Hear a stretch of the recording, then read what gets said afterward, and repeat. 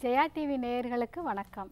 சுவையும் சத்தும் நிறைந்த லயன் டேட் சிறப்பு வழங்கும் ஆரோக்கிய உணவில் இன்றைக்கி நம்ம என்ன சிறுதானியத்தை பற்றி பார்க்க போகிறோன்னா எல்லோரும் வெயிட் பண்ணிகிட்டு இருப்பீங்க. இன்றைக்கி நம்ம பார்க்க போகிறது சாமை வச்சு ஒரு கார பணியாரம். அடுத்ததாக நம்ம பார்க்க போகிறது சாமை வச்சு ஒரு கட்லெட்.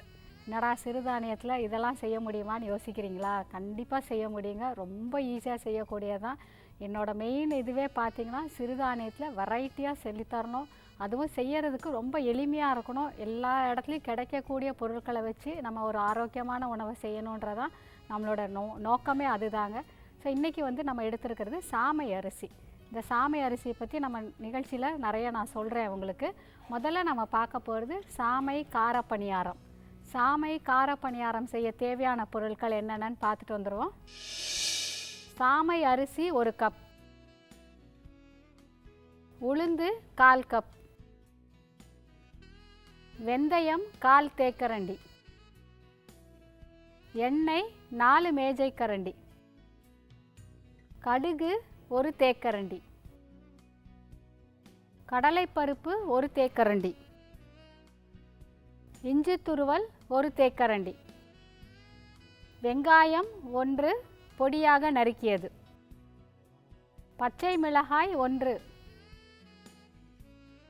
வெந்தயக்கீரை சிறிதளவு, கறிவேப்பிலை சிறிதளவு, உப்பு ருசிக்கேற்ப. சாமை காரப்பணியாரம் செய்ய தேவையான பொருட்கள்லாம் பார்த்துட்டோம். இப்போ அது மாவு அரைக்கணும். நம்ம அந்த மாவு அரைக்க தேவையானது பார்த்திங்கன்னா சாமை அரிசி, உளுந்து, வெந்தயம். இதை சாமை அரிசியை தனியாகவும் உளுந்து வெந்தயத்தை தனியாகவும் ஒரு 4 மணி நேரம் ஊற வச்சு நல்லா அரைச்சிக்கோங்க. உப்பு சேர்த்து நல்லா கலக்கி வச்சுக்கோங்க. மாவு இந்த மாதிரி இருக்கும்.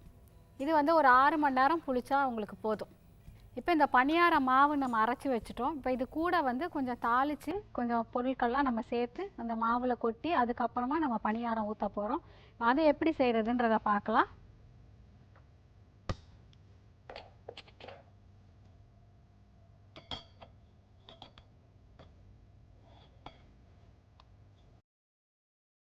வானலியில் கொஞ்சமாக எண்ணெய் ஊற்றிக்கோங்க.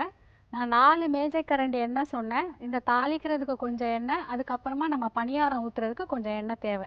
ஸோ எல்லாத்தையும் சேர்த்து தான் 4 மேஜைக்கரண்டி சொல்லியிருக்கிறேன். இந்த எண்ணெய் சூடாயிடுச்சு இல்லை உங்களுக்கு? சூடான உடனே இதில் கொஞ்சம் கடுகு, கொஞ்சம் உளுந்து, அடுத்தபடியாக கடலைப்பருப்பு, கொஞ்சம் கருவேப்பிலை,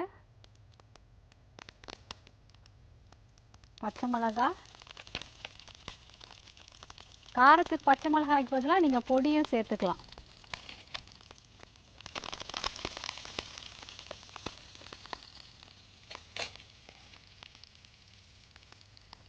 இது வெங்காயம்,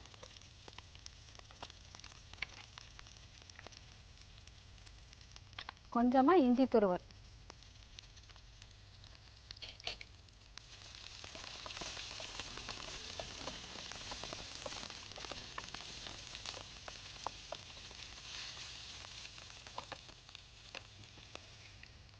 கூட இன்றைக்கி நான் வெந்தயக்கீரை சேர்த்துருக்கேன்.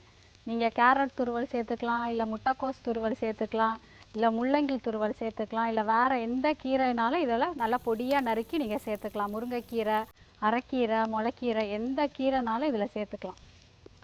இப்போ கொஞ்சமாக உப்பு. நம்ம மாவில் ஏற்கனவே உப்பு போட்டிருக்கோம், அதனால் இந்த வதக்கிறதுக்கு மட்டும் நீங்கள் உப்பு போட்டுக்கோங்க.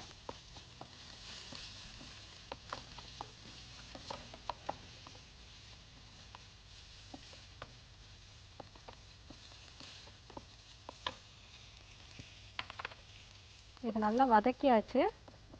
இப்போ இதை நம்ம மாவோட சேர்க்க போகிறோம். மாவோட சேர்க்கறதுக்கு முன்னாடி நம்மளோட பணியார கல்லையும் சூடு பண்ணிடலாம்.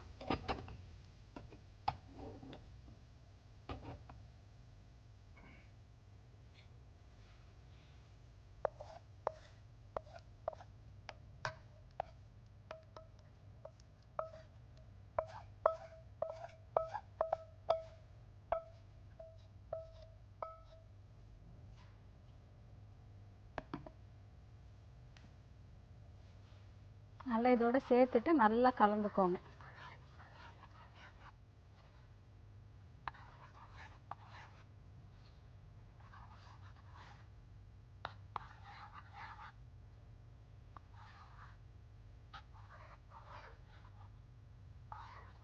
நல்லா கலந்தாச்சு. இப்போ நம்மளுக்கு பணியாரம் ஊற்றுறதுக்கு மாவு தயாராக இருக்குது. இதை எப்படி ஊற்றலான்னு பார்க்கலாம். இந்த மாதிரி ஒரு பணியார கல் எடுத்துக்கோங்க. எல்லாரும் வீட்டில் என்ன வச்சுருக்கீங்களோ அதை எடுத்துக்கோங்க. பொதுவாக இரும்பில் இல்லை மாக்கல்லில் செய்கிறது உங்களுக்கு வந்து டேஸ்ட்டு கொஞ்சம் நல்லா இருக்குங்க. இல்லைனாலும் பரவாயில்ல, நான்ஸ்டிக் வச்சுருந்தீங்கன்னா அதுலேயும் செய்யலாம். நீங்கள் இதில் கொஞ்சமாக எண்ணெய் ஊற்றிக்கோங்க.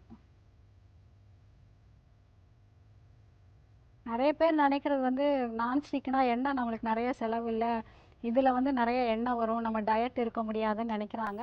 ஆனால் அப்படி கிடையாதுங்க. முதல்ல ஒரு வாட்டி கொஞ்சம் ஊற்றுனீங்கன்னா போதும். அதுக்கப்புறம் திரும்ப திரும்ப நீங்கள் போடும்போது நிறைய எண்ணெய் ஊற்றணும்னு அவசியமே இல்லை. எப்படி நான்ஸ்டிக்கில் பண்ணுறோமோ அதே மாதிரி இதுலேயும் பண்ணலாம்.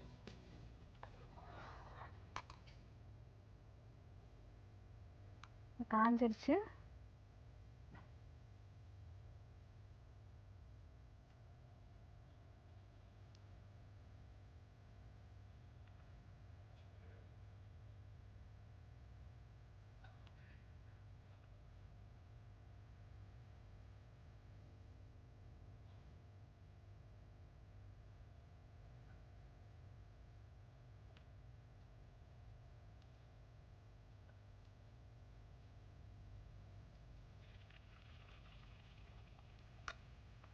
அப்படி ஊற்றிட்டு கொஞ்சம் இன்னும் கொஞ்சம்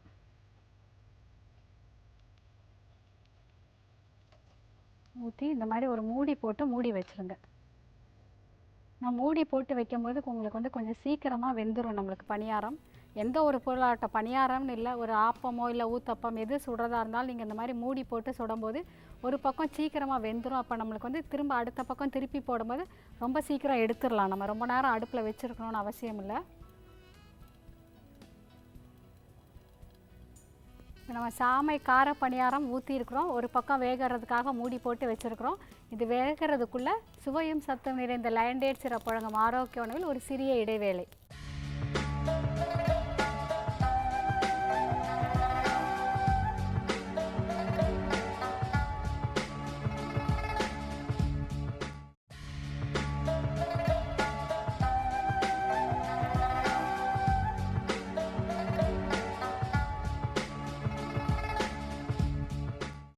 வெல்கம் பேக் டு சுவையும் சத்தம் நிறைந்த லயன் டேட்ஸ் சிரப் வழங்கும் ஆரோக்கிய உணவு. நம்மளோட பணியாரம் ஒரு பக்கம் நல்லா வெந்துருச்சு பாருங்கள். இப்போ இதை நம்ம அப்படியே திருப்பிக்கலாம்.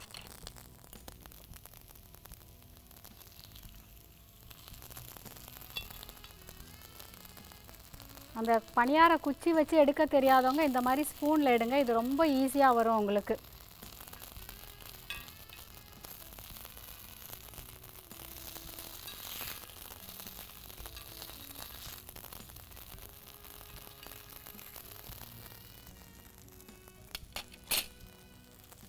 இப்போ இந்த மாதிரி இரும்பு கல்லெல்லாம் வாங்கினீங்கன்னா அதை எப்படி பழக்கிறதுன்றது நிறைய பேருக்கு தெரியாது. அதாவது பாட்டிலாம் வீட்டில் இருந்தால் கண்டிப்பாக சொல்லி கொடுத்துருப்பாங்க. இந்த காலத்து பிள்ளைங்களுக்கு இது தெரியாது. இரும்பு வானொலி ஆகட்டும், இல்லை இரும்பு தோசைக்கல் ஆகட்டும், இல்லை இந்த மாதிரி இரும்பு பணியாரக்கல் ஆகட்டும் வாங்கினீங்கன்னா நல்லா கழுவிட்டு, டெய்லி அரிசி கழுவோம் இல்லைங்களா சாதம் வைக்கிறதுக்கு முன்னாடி, அந்த கழுவின தண்ணியை இந்த பாத்திரத்தில் ஊற்றி வச்சுருங்க. தினம் இன்றைக்கி ஊற்றுனீங்கன்னா நாளைக்கு அந்த தண்ணியை கொட்டிட்டு திரும்ப அடுத்த நாள் சாதம் வைக்கும்போது அரிசி கழுவுற தண்ணியை திரும்ப ஊற்றி வைங்க. அதே மாதிரி ஒரு வாரத்துக்கு டெய்லி மாற்றிட்டே இருங்க தண்ணியை. ஒரு வாரம் கழித்து நல்லா தேய்ச்சி கழுவிடுங்க. திரும்பவும் கழுவிட்டு நல்லா எண்ணெய் நல்லா எடுத்து அந்த பாத்திரம் ஃபுல்லாக, எந்த இரும்பு பாத்திரமோ அதில் ஃபுல்லாக எண்ணெய் படுற மாதிரி நல்லா ஒரு துணி வச்சு நல்லா தேய்ச்சி வச்சிட்டிங்கன்னா அதுக்கப்புறமா உங்களோட இரும்பு வானொலி ஆகட்டும், இரும்பு தோசைக்கல் எதுனாலும் வந்து நல்லா என்ன பண்ணுறீங்களோ நீங்கள் அது வந்து நல்லா எடுக்கிறதுக்கு வரும். முதல்ல பண்ணும்போது மட்டும் கொஞ்சம் எண்ணெய் கூட சேர்த்துக்கோங்க. அதுக்கப்புறம் பார்த்திங்கன்னா எண்ணெயே தேவை இருக்காதுங்க. நல்லா பண்ணலாம் நீங்கள். இப்போ இரும்புனா எல்லோரும் நினைக்கிறாங்க கழுவாமல் அப்படியே வச்சுருக்கணும் அப்படின்னு. அப்படிலாம் கிடையாதுங்க. நீங்கள் ஒரு 15 நாளைக்கு ஒரு வாட்டி நல்லா எடுத்து தேய்ச்சி நல்லா கழுவிட்டு, ஏன்னா இரும்பு யூஸ் பண்ணும்போது இந்த ஓரம் ஃபுல்லாக அப்படியே அந்த எண்ணெய் வந்து படிஞ்சு அப்படியே சேர்ந்துருக்கும் உங்களுக்கு. அதை வந்து எப்படி எடுக்கிறதுன்னு தெரியாது. ஒரு சின்ன கத்தி வச்சுக்கோங்க. கத்தி வச்சு அதை சுரண்டுனிங்கன்னா அது ஃபுல்லாக வந்துடும். அதுக்கப்புறம் நல்லா தேய்ச்சி கழுவிட்டு நான் முதல்ல சொன்ன மாதிரி எண்ணெய் ஒரு துணியில் எண்ணெயை முக்கி நல்லா இதில் தடவி வச்சுருங்க. வச்சுட்டிங்கன்னா நீங்கள் திரும்ப அதுக்கப்புறம் அதை யூஸ் பண்ணலாம். அதுக்கு பயந்துட்டு தான் எல்லாரும் நான்ஸ்டிக் நம்ம போகிறோம். ஆனால் இப்போ பார்த்தீங்கன்னா நான்ஸ்டிக் வந்து ரொம்ப நல்லதில்லை, நிறைய நம்ம படிக்கிறோம். எல்லாம் திரும்ப நம்ம பாரம்பரியத்தை நோக்கி போயிட்டுருக்கோம் இல்லைங்களா? அதனால கொஞ்சம் இதெல்லாம் வந்து ரொம்ப கஷ்டம் கிடையாது. சின்ன சின்ன டிப்பு தான், ஃபாலோ பண்ணிங்கன்னா ரொம்ப ஈஸியாக இருக்கும் உங்களுக்கு. நீங்கள் பண்ணினீங்கனாலே உங்களுக்கு தெரியும், இரும்பில் செய்கிறதுக்கும் அந்த நான்ஸ்டிக்கில் செய்கிறதுக்கும் சுவையில் மணத்தில் எல்லாத்துலேயுமே வித்தியாசம் தெரியுங்க உங்களுக்கு. பாருங்க, நம்மளோட பணியாரம் ரெடி ஆயிடுச்சு. ஒரு சாயங்கால நேரத்துக்கு ஒரு நல்ல ஸ்நாக் ஐட்டம் பாருங்கள். நீங்கள் வந்து சாமை இட்லி அரிசி போட்டு மாவு அரைச்சி வச்சுருந்தீங்கன்னா சாயங்காலம் ஸ்கூல்லேருந்து பசங்க வர்றதுக்குள்ள ஒரு பணியாரம் செஞ்சு கொடுத்துருவோம்.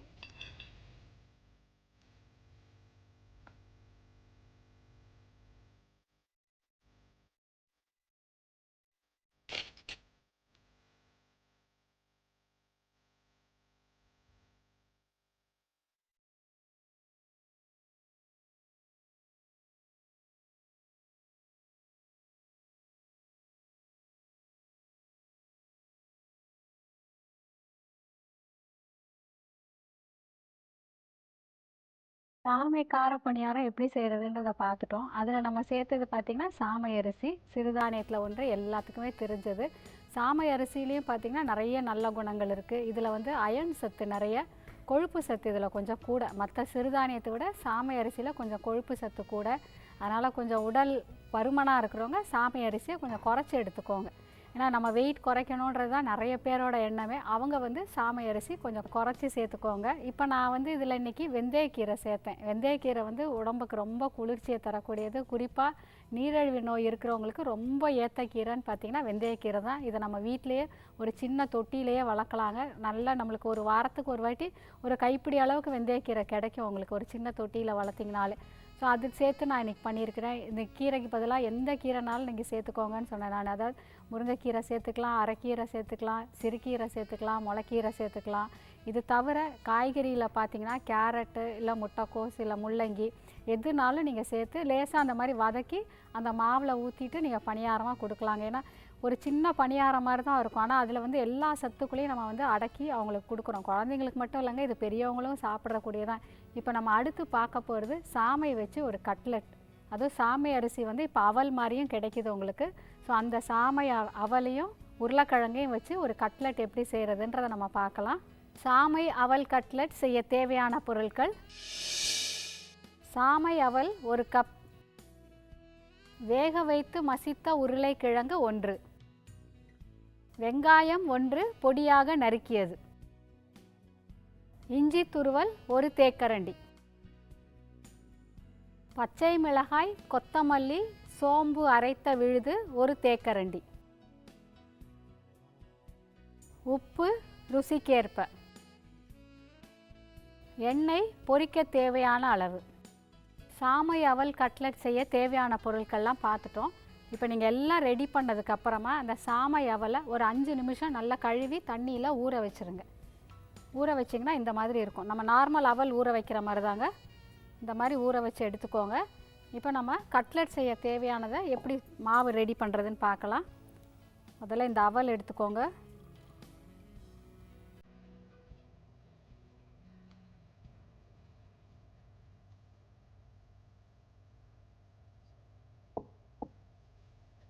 அடுத்தது வேக வச்சு மசித்த உருளைக்கிழங்கு,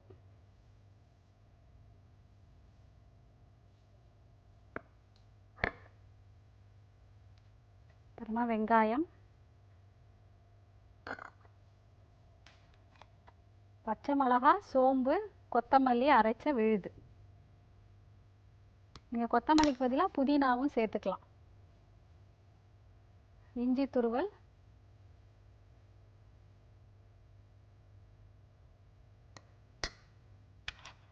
தேவையான அளவு உப்பு,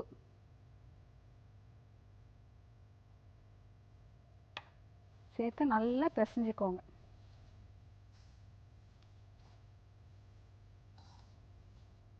ஊற வச்ச சாமை அவல், வேக வச்சு மசித்த உருளைக்கிழங்கு, வெங்காயம், பச்சை மிளகாய், புதினா, சோம்பு அரைச்ச விழுது, இஞ்சி துருவல், தேவையான அளவு உப்பு எல்லாம் சேர்த்து நல்லா பிசைஞ்சுக்கோங்க. இது நீங்கள் வடைன்னு சொல்லலாம், இல்லை கட்லட்டுன்னு சொல்லலாம். இதை நம்ம வந்து எதுலேயும் முக்கி திரும்ப வந்து பிரெட் க்ரம்ஸ், அதாவது பிரெட் தூளெல்லாம் பரட்டி எடுத்து பண்ண போகிறது இல்லைங்க, அப்படியே தான் பண்ண போகிறோம்.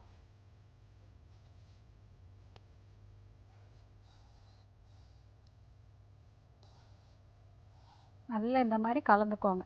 தண்ணி மட்டும் எக்காரணம் கொண்டு சேர்த்துறாதீங்க.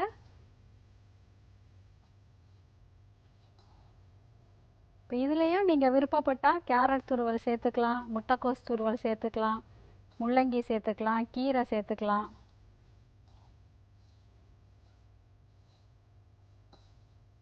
இப்போ நம்மளுடைய கட்லட் மாவு தயாராகிடுச்சு. இதை எப்படி பொரிக்கிறதுன்னு பார்க்குறதுக்கு முன்னாடி சுவையும் சத்தும் நிறைந்த லயன் டேட் சிரப் வழங்கும் ஆரோக்கிய உணவில் ஒரு சிறிய இடைவேளை.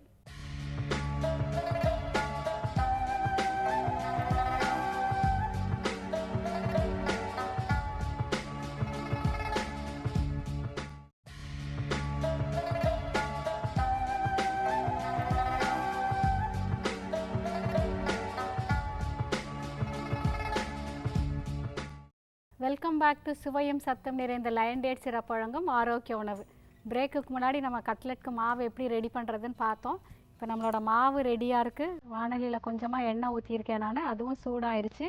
நான் இன்றைக்கி வானலியில் செஞ்சு காட்டுறேன். நீங்கள் சாதாரண தோசைக்கல்லையே இதை போடலாம். சின்ன சின்ன உருண்டை உங்களுக்கு என்ன ஷேப்பில் வேணுமோ அந்த ஷேப்பில் நீங்கள் கட்லெட் போடலாம்.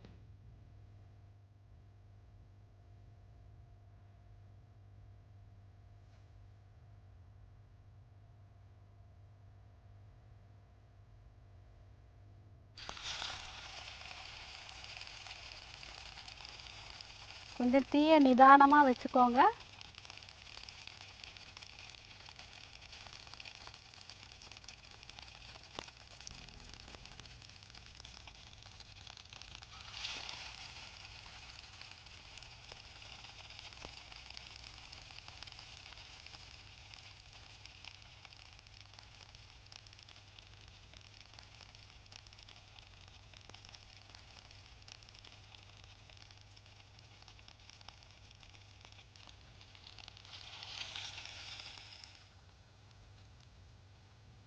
இந்த மாவை நீங்கள் அப்படியே சின்ன சின்ன உருண்டையாக உருட்டி கடலை மாவில் முக்கி போண்டா மாதிரியும் பண்ணலாம்.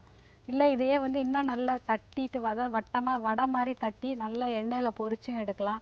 இல்லை இந்த மாவை வந்து சின்ன சின்ன உருண்டையாக உருட்டிட்டு ஒரு அரிசி மாவு கலவையில் முக்கி அதுக்கு மேலே வந்து பார்த்திங்கன்னா இந்த குட்டி குட்டியாக விற்கிற சீரகம் மாதிரி கிடைக்கிது பாருங்கள், மிட்டாய், கலர் கலர் மிட்டாய், அந்த மாதிரி வந்து நிறைய கிடைக்கிது இப்போ. ஸோ அப்படி பொரித்து எடுத்துகிட்டு அதில் ரோல் பண்ணியே நீங்கள் கொடுக்கலாம். இல்லை சேவை, அதாவது சேமியா நிறைய கிடைக்கிது இந்த சிறுதானியத்துலேயே, அந்த சேமியாவை இதுக்கு மேலே நல்லா ரோல் பண்ணி நீங்கள் அப்படியும் பொரித்து கொடுக்கலாம்.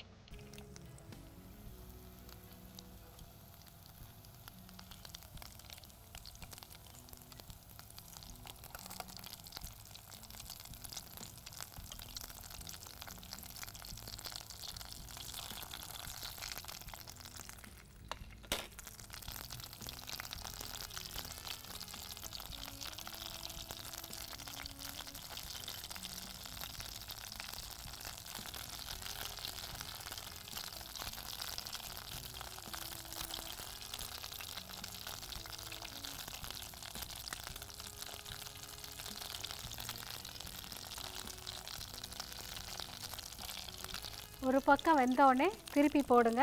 திருப்பி போட்டுட்டு கொஞ்சம் நிதானமான தீயிலே வேக வைங்க.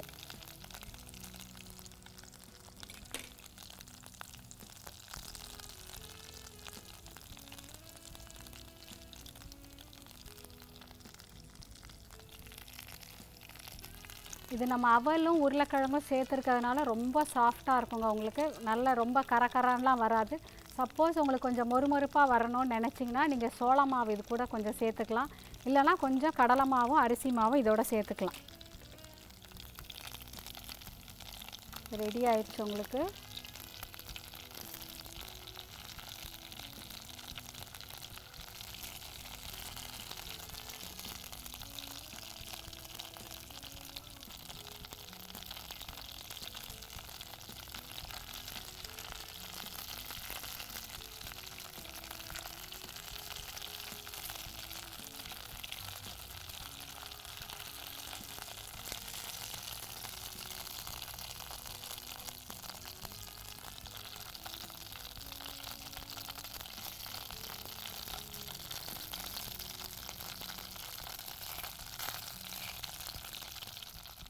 இப்போ கட்லட் தயாராகிருச்சு. நல்லா எண்ணெயை வடிச்சிட்டு சாமை அவல் கட்லட்டும் தயாராகிருச்சு. நீங்கள் அவல் கட்லட் செய்யும்போது உருளைக்கிழங்கை வந்து கொஞ்சம் முன்னாடியே வேக வச்சு எடுத்துட்டிங்கன்னா கொஞ்சம் லேசாக ஈரப்பதம் ஜாஸ்தி ஆயிரும். அந்த நேரத்தில் வந்து உங்களுக்கு கட்லட் சரியாக ஷேப்பாக வராது. அப்படி இருக்க பட்சத்தில் நீங்கள் கண்டிப்பாக கொஞ்சம் அவலோ இல்லை சேமியா ஏதாவது ஒன்று இருந்ததுன்னா நல்லா உதுத்து பொடிச்சு வச்சுக்கோங்க. அதில் வந்து இந்த மாவுக்கு ஷேப் தட்டினதுக்கு அப்புறமா அதில் பிரட்டி எடுத்துட்டு அப்புறம் நீங்கள் எண்ணெயில் போட்டு பொரித்து எடுத்திங்கன்னா உங்களோட கட்லட் வந்து நல்ல ஷேப்பாக நல்லா வருங்க உங்களுக்கு. இது ஒரு சின்ன டிப்பு தான். ஏன்னா இது நிறைய நம்மலாம் அனுபவப்படுறதான். காலையிலே நம்ம செஞ்சுருவோம், அப்புறம் செய்கிறதுக்குள்ளே லேட் ஆயிரும், அதுக்குள்ளே அதை ஈரம் விட்டுரும், இப்போ என்ன பண்ணுறதுன்னு தெரியாது, எண்ணெய் நிறைய இழுக்குமே அப்படின்னு யோசிப்போம் இல்லைங்களா. அந்த மாதிரி நேரங்களில் இதெல்லாம் வச்சுக்கோங்க. ஏன்னா கண்டிப்பாக பிரெட் தூள் வந்து எல்லா நேரமும் எல்லார்ட்டையும் இருக்காது. ஆனால் அவல் இருக்கும், சேமியாவும் நம்ம வச்சுருப்போம், ரவை வச்சுருப்போம். இது 3 எப்போவுமே வீட்டில் இருக்கிறது. இது 3த்தில் ஏதாவது ஒன்றில் நீங்கள் பரட்டி எடுத்துட்டு பொரிச்சிங்கன்னா உங்களுடைய கட்லட் வந்து நல்லா வருங்க.